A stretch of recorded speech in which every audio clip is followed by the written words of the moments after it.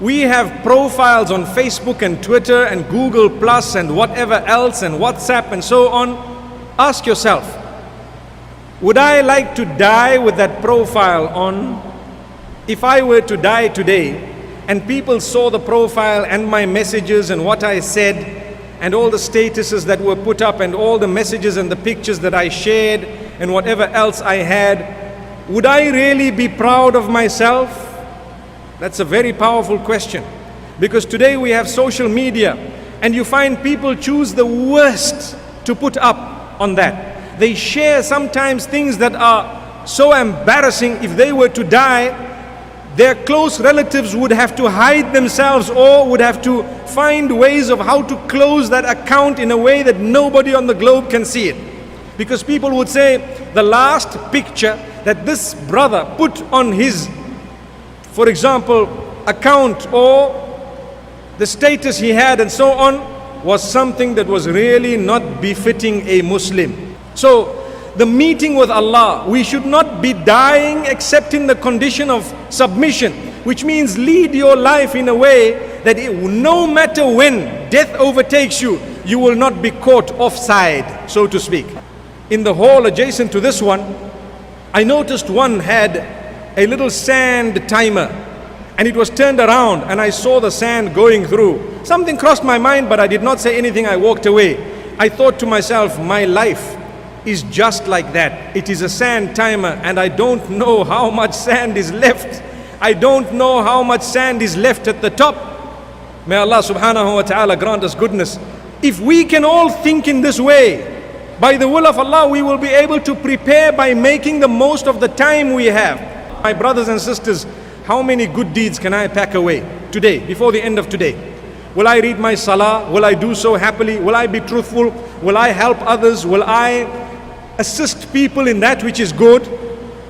Will I contribute towards the upliftment of society? Will I help prepare the generations to come so that they can lead a better life, so that they can become closer to their Maker?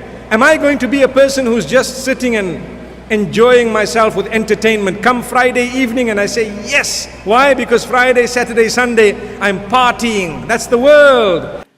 And this is why don't wait to turn to Allah. You know, if we wait to turn to Allah subhanahu wa ta'ala, if we wait to turn to Allah subhanahu wa ta'ala, we may never ever get that opportunity. So one thing we should never wait for is to turn to Allah. When we do not have proper objectives and goals in life, we waste a lot of time. We don't know what exactly we want. We don't know where exactly we want to reach. And we don't work towards it. Some people know, I'd like to do this, I'd like to do that. And they don't work towards it. If you don't work towards it, you're wasting time. You're wasting all your time. Because before you know it, time would be finished and you would not have achieved what you wanted. So it's important for us to have proper objectives. And secondly, a point I touched on, your company, your companions, they are also a big obstacle. If you mix with like-minded people who have similar goals and objectives, you will get there with greater ease.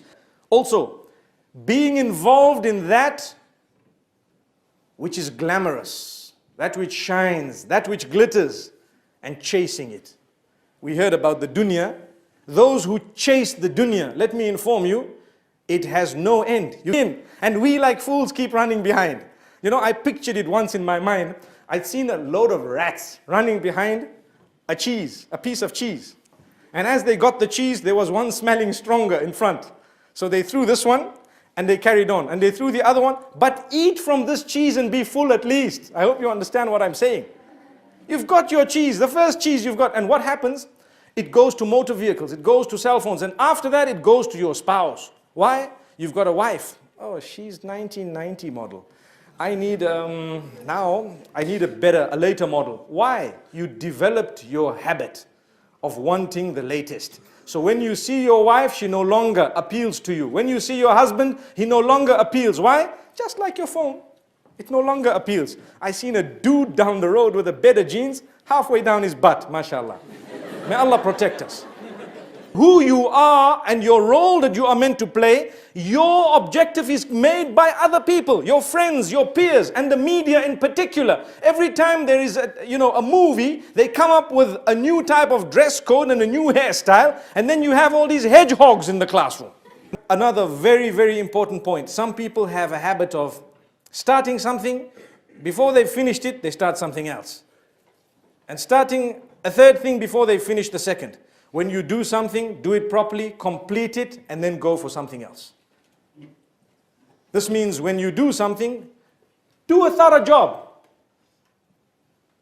Some people, and I do know, they start a course. 2 years down the line, no, I don't want to do this course. Go to another one. They do another course, and 2 years down the line, I don't want to do. Well, look, if it happened to you once, probably, maybe it was the wrong field. Maybe you've now chosen the right one. But finish something. Finish it. And your best bet is choose properly from the beginning. Always up. But that's what it's all about. Time is never enough. Never ever. Let's use it, inshallah, in the right direction. Let us make sure that Allah subhanahu wa ta'ala, meaning let us make sure that we call out to Allah subhanahu wa ta'ala to grant us goodness. Once we have used our time properly and we learn to be systematic in our life, we will feel so good. We will be able to achieve our goals. We will be able to achieve something in life, be happy. We will be able to make sure that every moment we have had has been used in the right direction. And this is why don't wait to turn to Allah. If we wait to turn to Allah subhanahu